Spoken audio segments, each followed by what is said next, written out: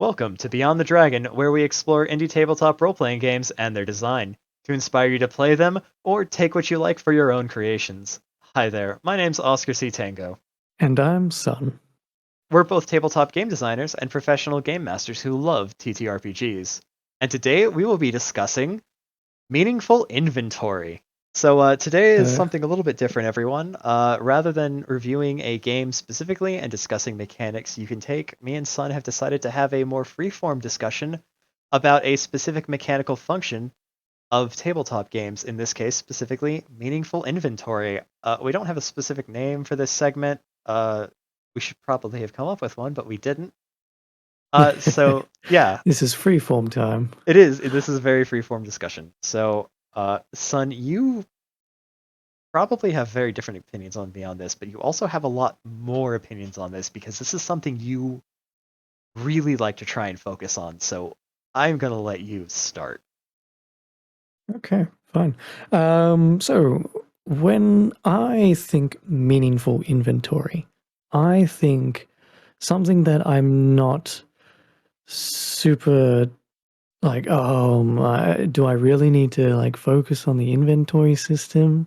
I've got like 50 things in my bag, and none of this matters besides what weapon and armor I have.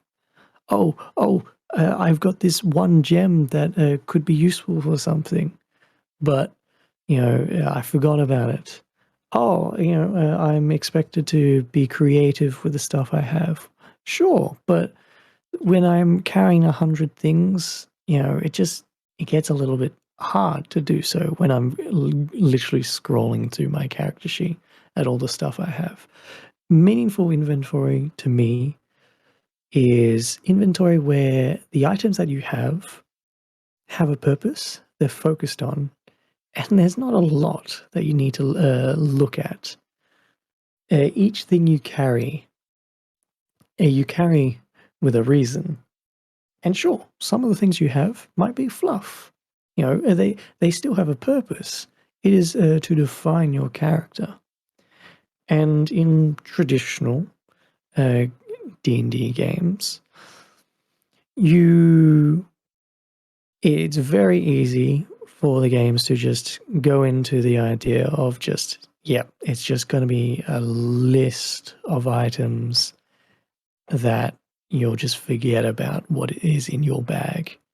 Everyone, it's kind of like the bag of holding situation with 5th edition and D&D. What? Wait, we have that in the bag of holding? People might as well, everyone might as well have a bag of holding. And a lot of times GMs will, as soon as possible, just give you a bag of holding because people don't want to count, weight and pounds and stones and the like because it's too encumbering and it doesn't add to the game that you want, Literally of did this. just exactly, I exactly. literally did this with the group I'm running for. I was like, okay, you have this much gold. Why doesn't everybody buy a bag of holding? Because in typical the current way of playing D&D is it's more action focused and cinematic and all that. We don't want to count how much we're carrying. Everyone gets bags of holding, and now at this point you can just carry a shit ton of stuff, and now most of the stuff in there don't matter. um yeah, that's my immediate stance. What about you? I definitely have a somewhat similar stance. Well, when it comes down to it, there are a few ways you can try to make inventory important to a player, because a meaningful inventory is one that matters to the player more than anything. Uh, you could try making it limited so that picking what specifically you bring with you feels very important. But I kind of think that's more of a band-aid than a solution. Ultimately, items matter because they do a thing. Armor matters because it makes you harder to hurt, either by reducing damage or by stopping you from being hit in the first place. Weapons matter because they do damage and are your main method of doing combat. Spellbooks in Knave only matter because a spellbook is something you have to hold in your hands to cast a spell. And in any other game where you have to hold a physical spell item to cast, wands or a spell focuses or what have you. Inventory matters when it informs game mechanics. Easiest way to make a player care about an inventory is to make the items they carry do things. Everyone cares about what their magic items do because their magic items do shit. Nobody cares about what you can do with your tinderbox unless you are running a game where if someone doesn't have a tinderbox in your party, you're going to be freezing to death. So this, I will say, puts a lot of the effort front-loaded onto either the game designer or the GM. And I could understand why some people are going to be like, well, then why not just throw the whole thing out and run a narrative game? But that's not the conversation we're having. We're discussing making an inventory meaningful rather than eliminating it. So items need to have a way to interact with the mechanics and environment of the game. To create a mechanic with ruling over rules is an option, or just to, make it so that, this thermite charge lets me blow up a spaceship because it can be placed on a spaceship reactor. Yeah. The inventory should be designed and focused on if it suits the game. And for a lot of the games that us two play, it is a more lower powered and emphasizes player character creativity. Whatever I got on me, that's what I have. And that's what's going to get me through these difficult situations. Yeah, very true. So, like an example that I have that I want to say I did myself, and it wasn't exactly the system that helped, was when you were running Shadow the Demon Lord, and I was playing my favorite bug. Which version of your favorite bug? 1 or 2? 2. Okay, so grenade launcher bug. Grenade launcher bug. I made Google Sheets, character sheets for everyone when we were playing our Shadow the Demon Lord games. And in that, I might have gone a step forward to actually clearly represent how inventory kind of works in Shadow the Demon Lord, where, you can carry roughly this much, and, but bags and containers can roughly carry this much in terms of like pounds, or I can't remember what weight Shadow Demon Lord had, or how. No, it was not weight. It was just roughly the volume. Yeah. So I was just like, you know what? Bags can hold about 8 items, and smaller sacks can hold like 4. And so I did that for the inventory sheets, and I followed that to the T, in terms of what I was carrying. Oh yeah, I believe it was like also strength. Strength determined how much you could carry roughly. Yep. Can't remember exactly, but I was following that to the T, and it really made me consider what I had on me. But it also made me go, damn, everything in my inventory is a bullet, a piece of ammunition, and some armor. I had almost nothing else that wasn't 100% combat focused, or to keep me alive. Yeah, well, you were so close to death that whole campaign. Yes, but with 1,000 gold, well, that solved the healing potion situation. But yeah, You're so bad. I was rushing that so hard at the end. But that may go, this, I'm working with inventory, but it also, and sure, this is how the game's going to be run and all that. I'm not using any of this inventory for anything else. It's just combat focused. And that kind of made me go, that feels, I don't like that. And that was one of the things that stuck out to me with Shadow the Demon Lord in terms of the items that we were holding. I mean, for a broad point of Shadow, there's very little inventory that isn't combat focused. Yeah, that's fair enough. There is like a, in a D&D sense, there is the tools section, but Mhm. in these traditional line games, the tool section is the section that gets ignored because a lot of the time they don't have specific rules for these tools Yeah, because most of the time they're supposed to be it just makes sense types of items. What's a bedroll? It's so you can sleep. yeah, And so going the more extreme route that I did with, bags only, you can hold only 8 things in a bag and a sack only holds this much. I really like how Knave and Mouse Ritter just tells you straight up, no, you only have 10 slots. No, you only have 10 slots, but you can increase it with your constitution. Fit the items that you carry on your back in these slots. And if you're holding more, well, that's a detriment to you. It immediately tells you everything you hold matters. And with an inventory list that is quite simple in Master and Knave, there isn't any special rules to the tools or anything. The special rules only come from the weapon and armor because they give you, yeah. a weapon die or a armor class boost. But because of the nature of how those games are, more simple and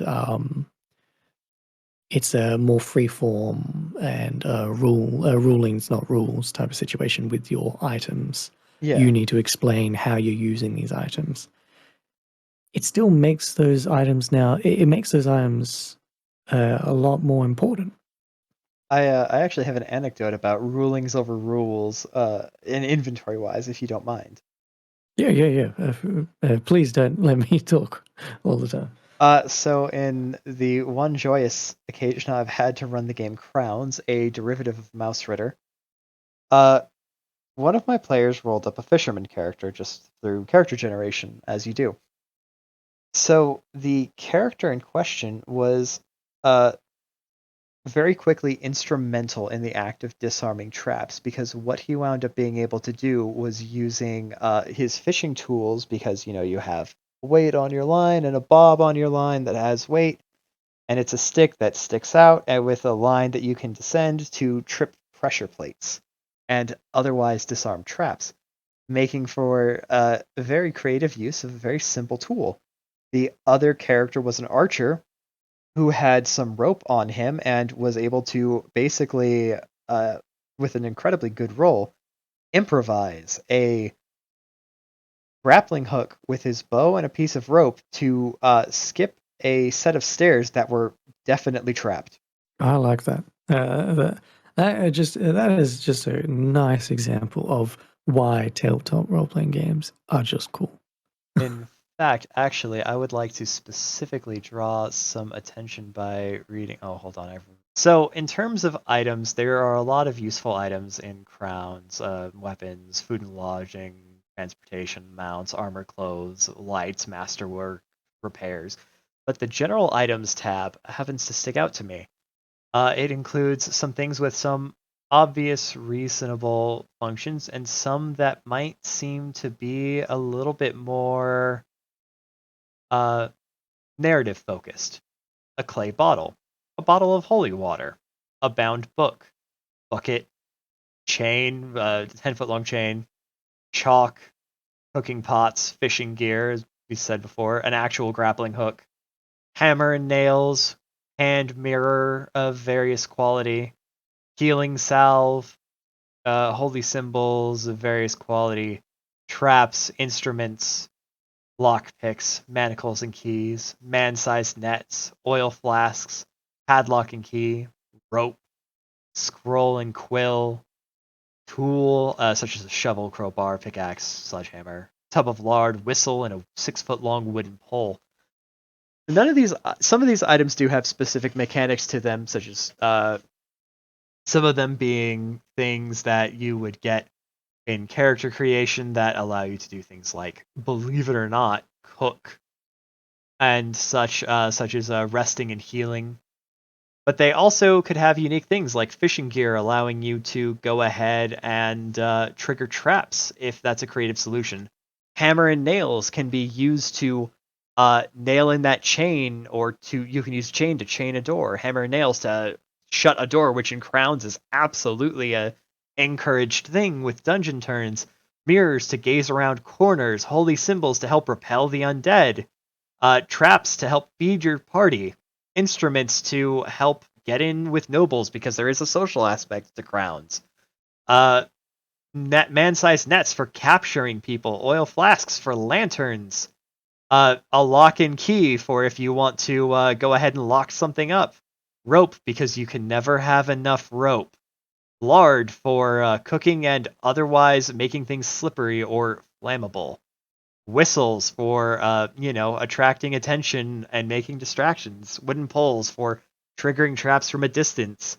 These items, very few of them have specific mechanics, but all of them can be used imaginatively, meaning that having an extra item or two along to replace potential treasure you bring back, because Crowns is one of those games where bringing back treasure is a part of your XP, which is something with combining XP and limited inventory to try and make inventory meaningful that I appreciate, but it's a low power example rather than a high power example, so it's only one solution or one option.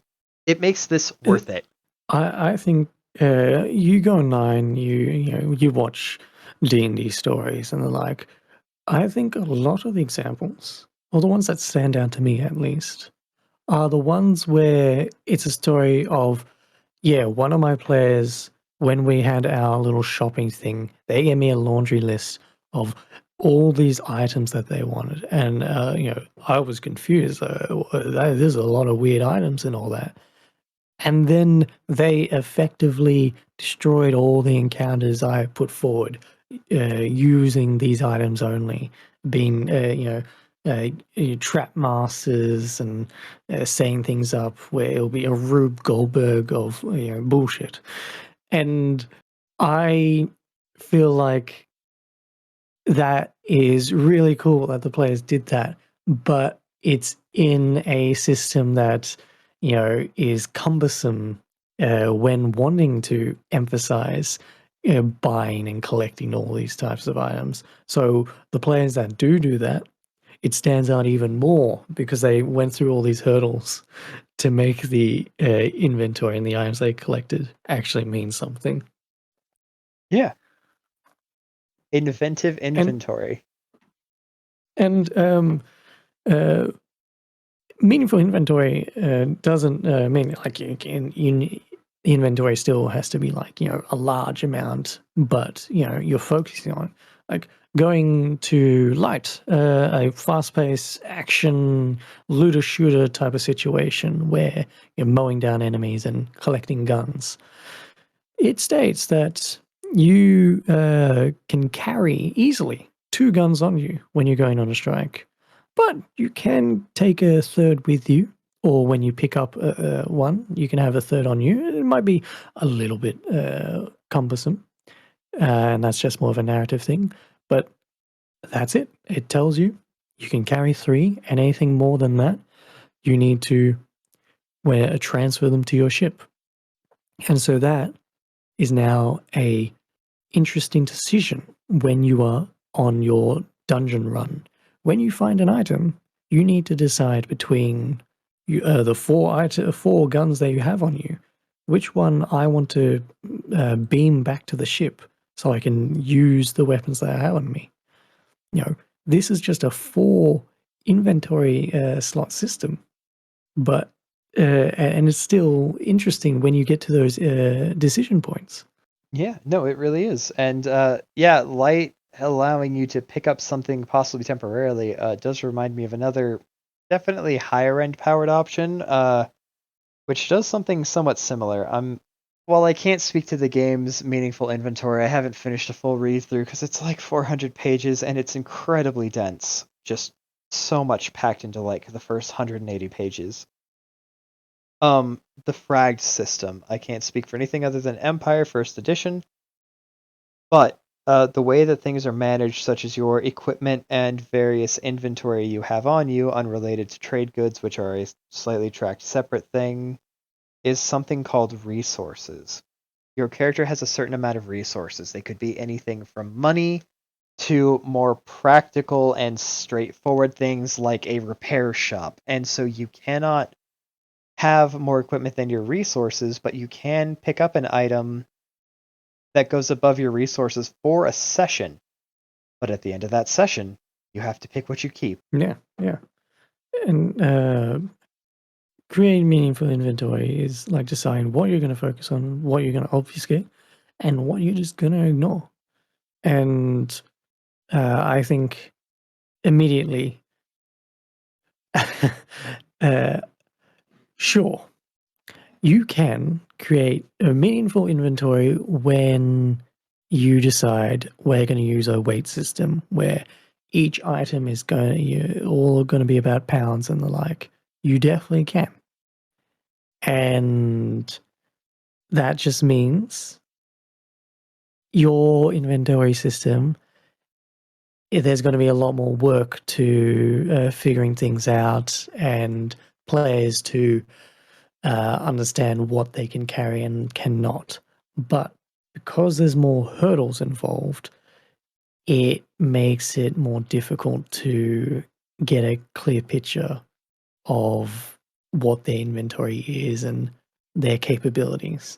So I think simplifying your inventory system down to enough allows you to actually focus on it and make it easy to actually interact with. Because players a lot of the time are going to be like, fuck the inventory. I don't care. I'm just picking up what I need and throwing the stuff in the recesses of my bag of holding. If you make it very approachable, like Mouse Ritter, it's just a 2x5 grid of squares. The first column is what is in each of your hands. The second column is what you have at the ready on your body. You can just immediately swap to it in combat. And the last 3 columns is what is in your bag. And that's it. Yeah, the players, that's part of the character sheet. They're going to be looking at that half the time since it takes up half the character sheet. And it's in little fancy, really cute cards. It makes the, when you're playing in person, it makes the inventory a cool little like card collecting and in a way a little Tetris game to it as well. So it makes the inventory, interactive. And I think that's another way of bringing inventory to the forefront and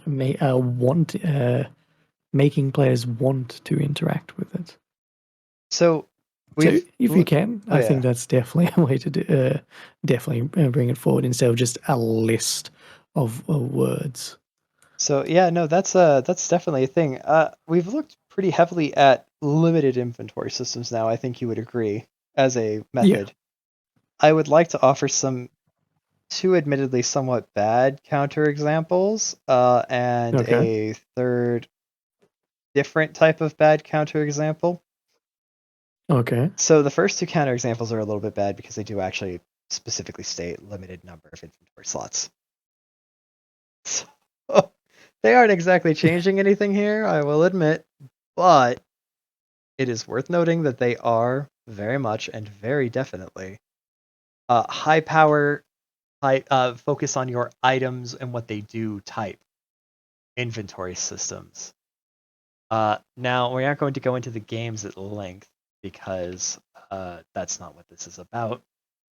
But the first and literally most immediate thing that comes to mind is Open Legends. Okay. Open Legends does restrict players to a flat 20 inventory slots. This is entirely fair and true that in the, it's still, limited.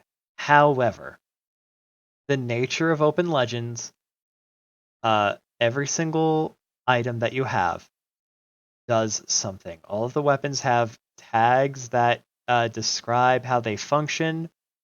so that they are all functionally distinct. So that matters if you're picking up weapons and all of that kind of stuff. Armor, getting your hands on special or unique items. The special equipment in particular has a number of useful things that all do something with the property, quote unquote, special. Adhesion boots, which let you walk on walls. The Adrenaline Biomod example item, which lets you heal just consistently each round. The Aegis of Warding, that gives you the ability to block incoming attacks up to a certain point. Items that inflict, in the case of Open Legends, it's called Boons and Banes. Boons are effects that you maintain. Banes are things that need to be resisted by your enemy. Boons are not universally good. Banes are pretty much universally negative status effects. So items that inflict unique Banes, or just Banes in unique ways as an item that's done, so that if you have a character that doesn't have the power to do that, you still have the option. So through that system and looking through the list of items, you quickly see how, sure, there's only 20 items, but Open Legends is a high power game. That's the whole premise of Open Legends. Players are high power, cool badasses who are doing cool, high power, badass things. There are exceptions to this. You can run other games. It's also meant to be adaptable to anything. But the main function of every single piece of inventory you will pick up in Open Legends is that it will do a thing. You are not picking up gold. You are not picking up individual pieces to buy stuff from a market. You have a wealth level, and the rough quality of equipment you have should roughly correspond to your wealth level, and that allows you to buy things that do a thing. Every time. It's either a weapon, a suit of armor, a vehicle, or an outright fucking special and or otherwise magic item. Yeah, because beyond that, if it's a mundane piece of thing, a high chance is you've bought enough to go on your adventure, you're prepared enough that we don't need to focus on it. It's not special enough to focus on. And if, for whatever reason, you're in a situation where it's in doubt whether you have this very specific mundane thing, then you can decide as a group, were you prepared enough for it, or the like. But beyond that, it's just pulling out of your ass. Yes, of course I've got matchsticks on me, type of thing. That's not the important thing. The important thing are all those fancy stuff that will do something mechanically. Yep. And so the other two things are, unfortunately for me, games I actually wrote. God help me having to talk about this. All right, so getting into the first one, because I don't want to seem like I'm trying to advertise for my own stuff. But one of the first ones that I want to talk about is the game that, as of recording, I most recently put out, a game called Balaskier. Every single item does something mechanically with the game as written. Weapons are obviously things that do damage, although all weapons only deal 1 damage, so it's more a matter of how they act. Clothing. Every single piece of clothing either has a cultural or functional piece of significance. Normal clothing in the game helps you resist the heat. One piece of clothing lets you carry a large number of small items so that you can bring back basically more money with you when you go adventuring. One piece of clothing is the only thing that gives you damage reduction. Or in this case, it breaks after and takes the hit for you. Shoes that allow you to walk over quicksand safely. Clothing for interacting with nobles. Clothing for better keeping the heat off of you when the sun is blazing because it's nice and shady.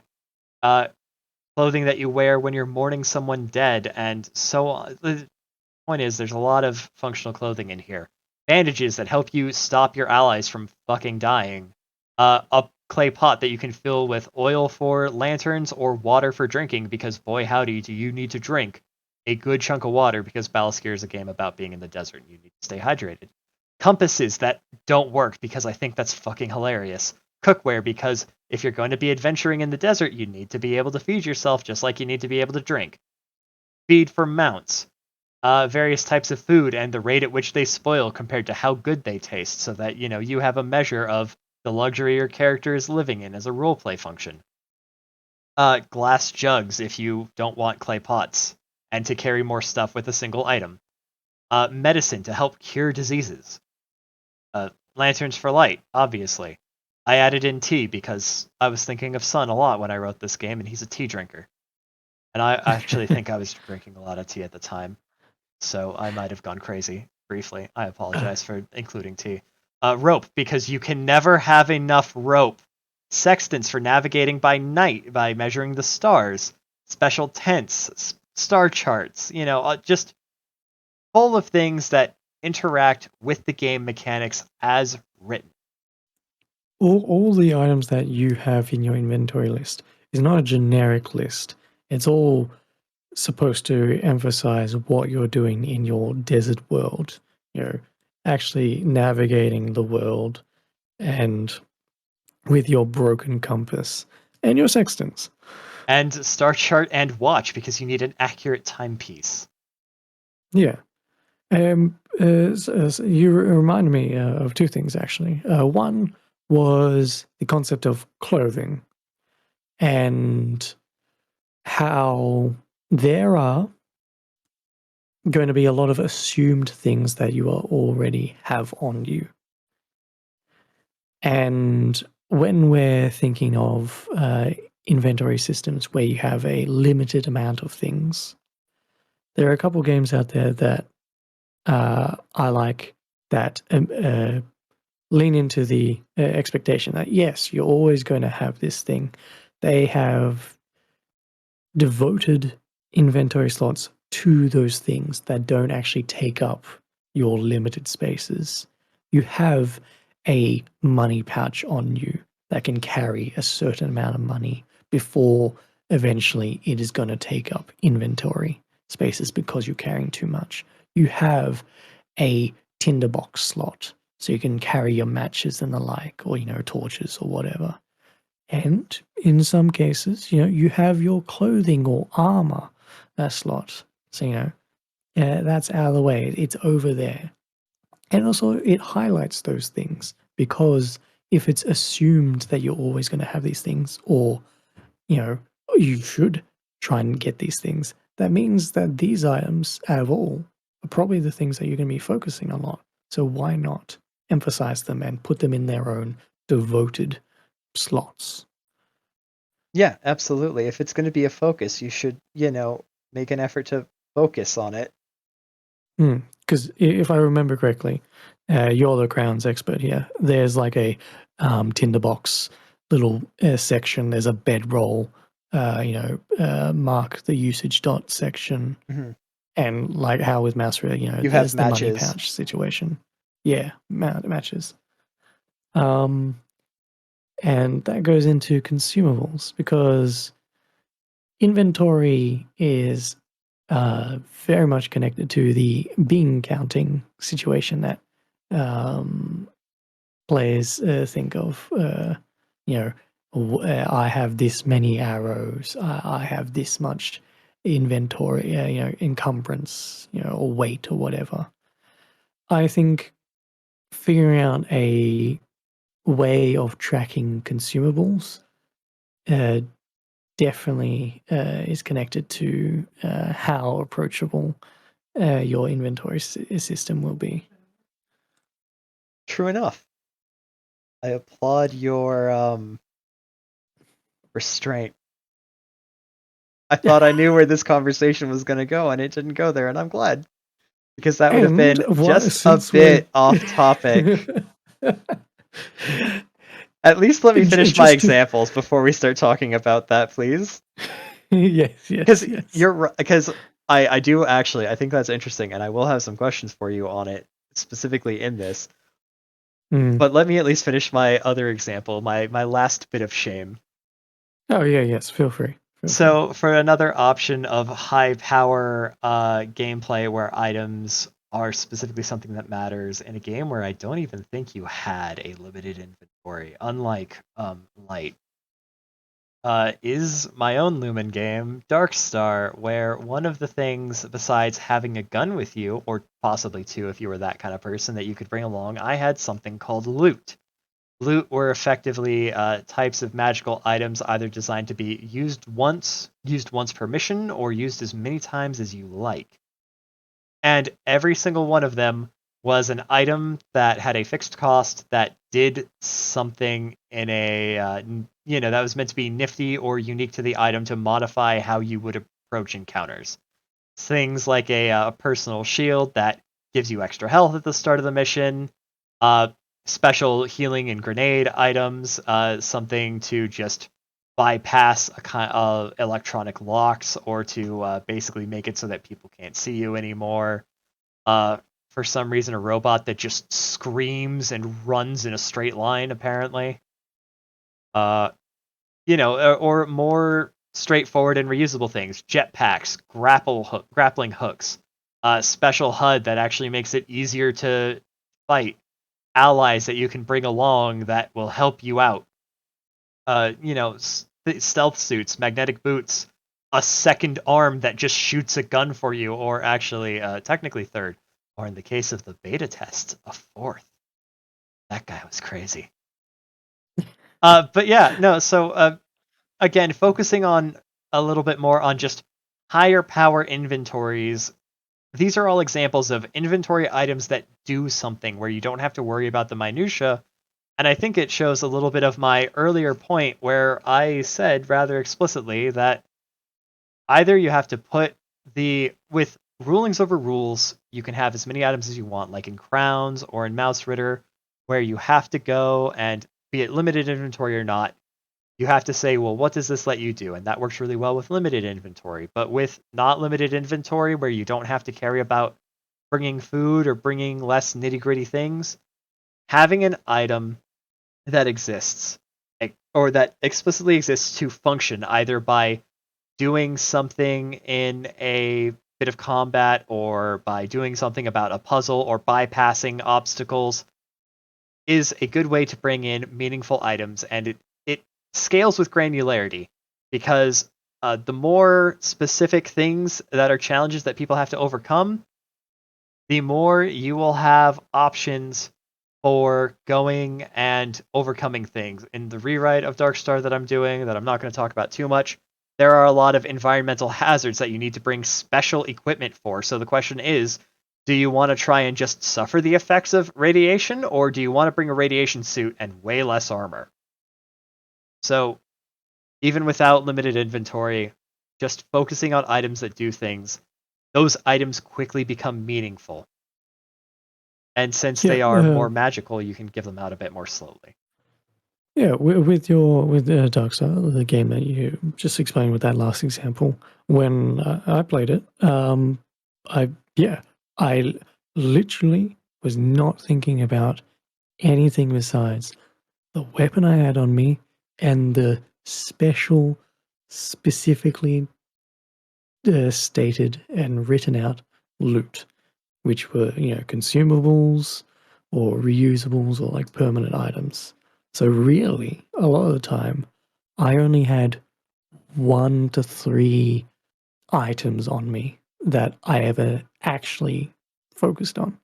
Because that was the only, that was all we needed for this game. And that in itself, while some people may not consider that an inventory system, yeah, it is. It's just a very pared down inventory. Is just a weapon and this fancy stuff. Nothing else. Yeah, exactly. Okay, so now you can talk about usage dice. Okay, well, so people are very aware of, I shoot an arrow, I use, a torch or whatever.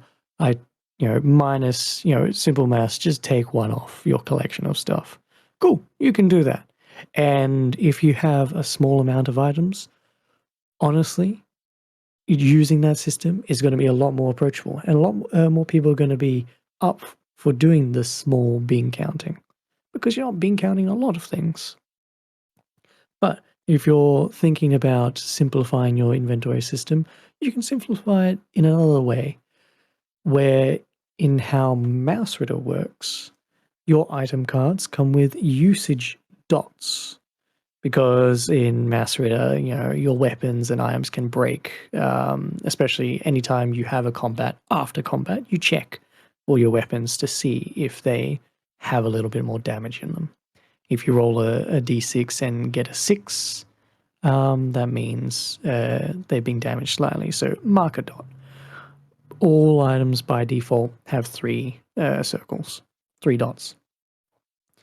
For the arrows and the more ammunition-based stuff in Mouse Ritter, same thing.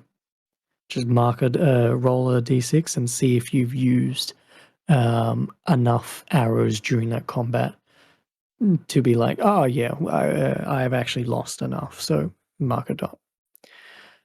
There's another way of doing that called usage die, and it's a system that I really like and have been using for a bit now. And I came about it from the Black Hack, but originally I found it through the Mecha Hack, which is based off the Black Hack, where you don't have 6 arrows. You have a d6 of arrows. And anytime you use these arrows or significantly use these arrows, like after a combat, just like Mouse Ritter, you roll your dice to check if you use the thing. Same thing here. After combat, roll your d6 of arrows. And when you roll a 1 or a 2, you decrease that die by 1 step. So from a d6, it goes to a d4. And then when you roll a 1 or a 2 on a d4, you've run out of arrows. This is a vague way. It's a way of representing items that have a consumable nature to them, but also bringing in a suspense mechanic into your inventory and item counting. You don't have to make the inventory itself just about checking what you have on you. This little thing adds suspense. And maybe if you're in a lower fantasy game where you're halfway through a dungeon and you don't know how much arrows you got left really, maybe you want a usage die system with your thing. Or maybe it is for your run and gun high action games where you were just blasting through your ammo. How much ammo do you have? Who cares? I'm just going to keep using until it runs out. And that's where you're just rolling your usage die. That's all I want to say about that. I don't want to get too far into it. But yeah, you can go from a D4, a D20, all the way down to a 0, a D4. And with games with scavenging, you can also go back up as well, which is an interesting mechanic.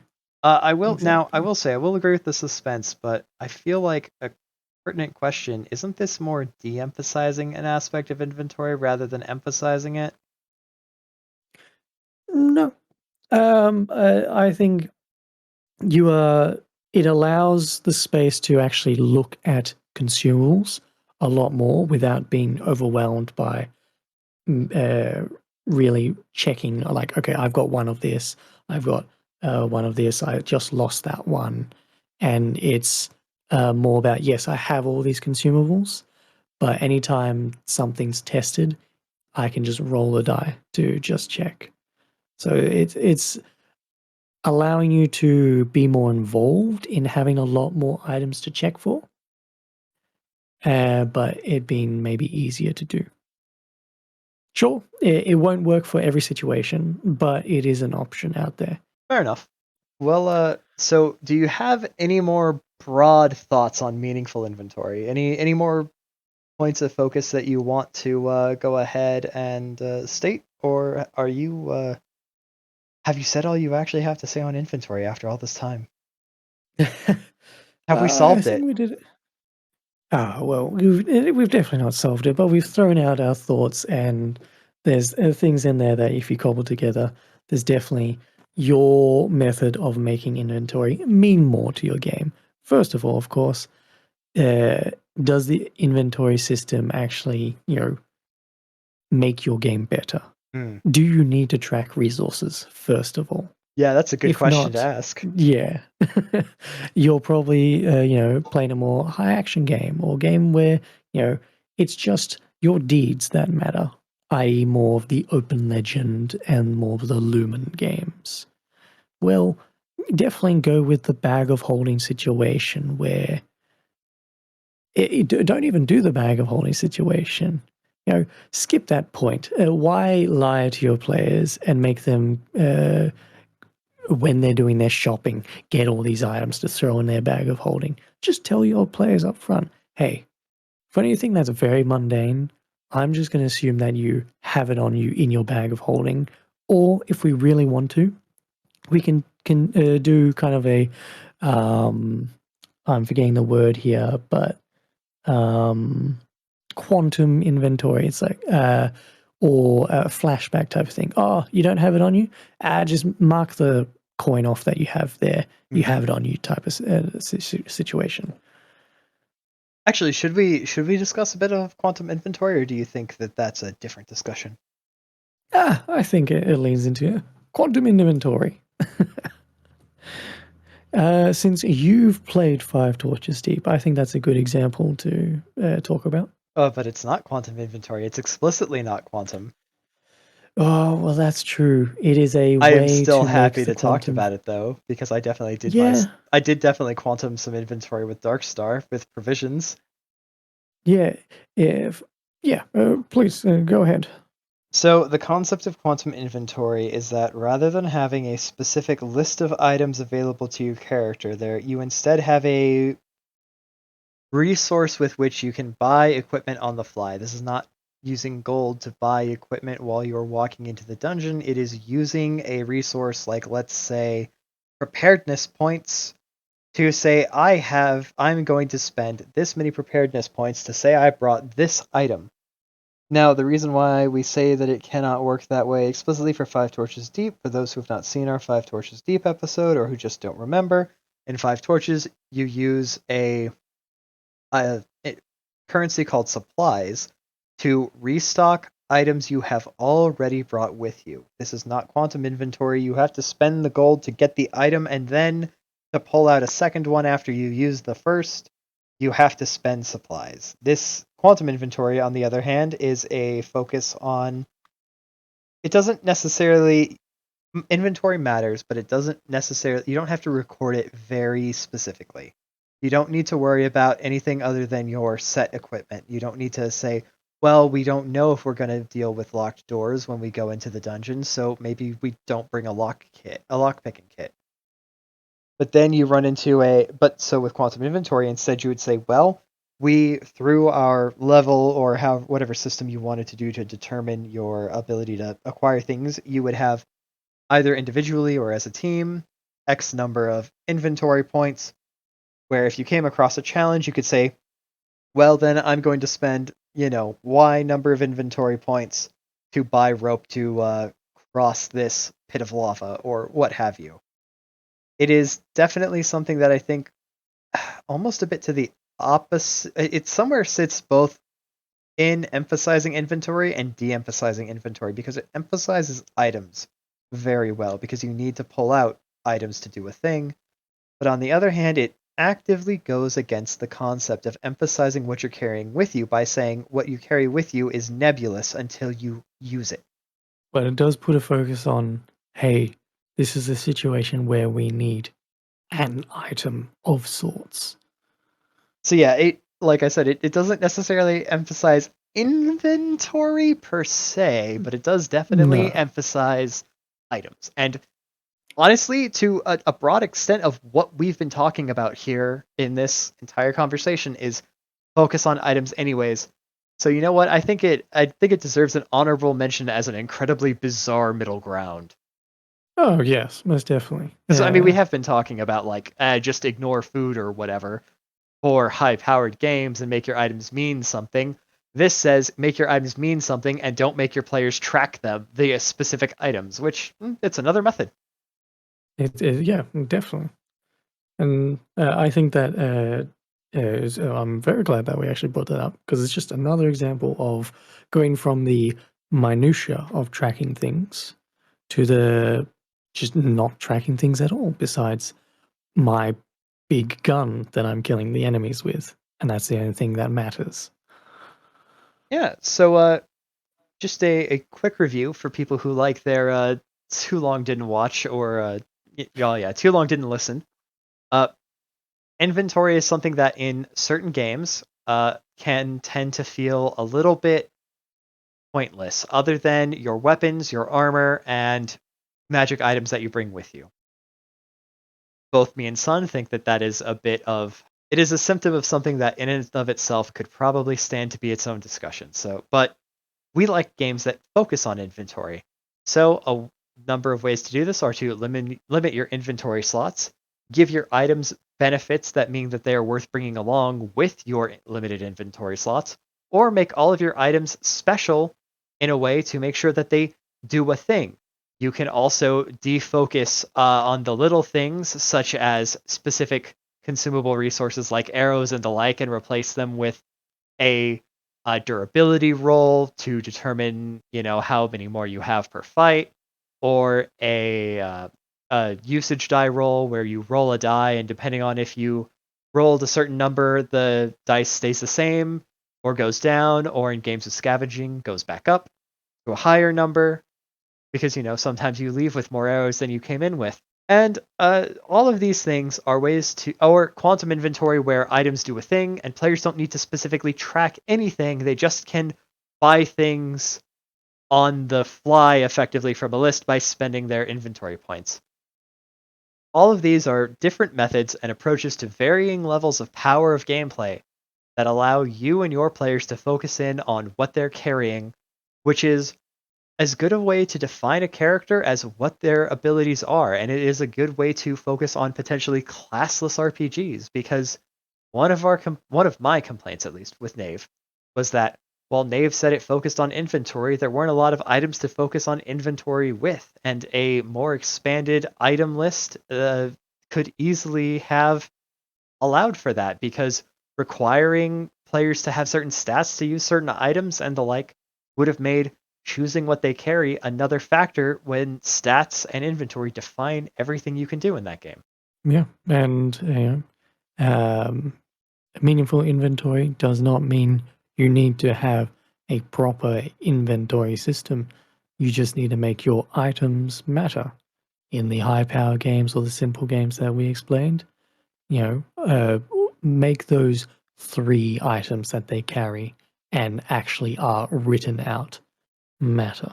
So yeah, that's all for me, and I just did give a summary. Do you have anything I missed or any closing thoughts from yourself? No, honestly, yeah, GMs and players, just be truthful to yourselves when you're starting up a new game of D&D or the like. As you probably already say, it's like, are we gonna use encumbrance? It's like, nah, just we're gonna just play it by ear. It's like, why not define that a little bit more? Why not just give them the bags of holding to be in setting, like this is how you're carrying around all your bunch of crap. But why don't you just really tell your players, hey, we're only going to look at the weapons, your armor, magic items. If you are carrying too many of those things, then we can be like, hey, beyond that, just pay the gold as we get to the situation, or every time you go into town, you just pay a lump sum of coin so you can pull it out later. If you want the smallest amount of making your mundane items matter and make a mark against the wealth of gold that you have in D&D in particular. Maybe explain and talk it out amongst the group why you're waving off considering inventory. But yeah, Yeah. with all other things said and done, uh, I would like to thank you all for joining us today as we discussed Meaningful Inventory. Join us next time for more indie tabletop discussion and design. I've been Oscar C. Tango, and joining me has been Sun Gone. You can find me at sungon_ on Twitter, or Sun on startplaying.games, and Sungone on itch.io. And you can find me at Stranded TTRPG on Twitter, Oscar C. Tango on startplaying.games, and Stranded Publishing on itch. You can find all of those links in the description. And remember, don't be afraid to adventure beyond the dragon.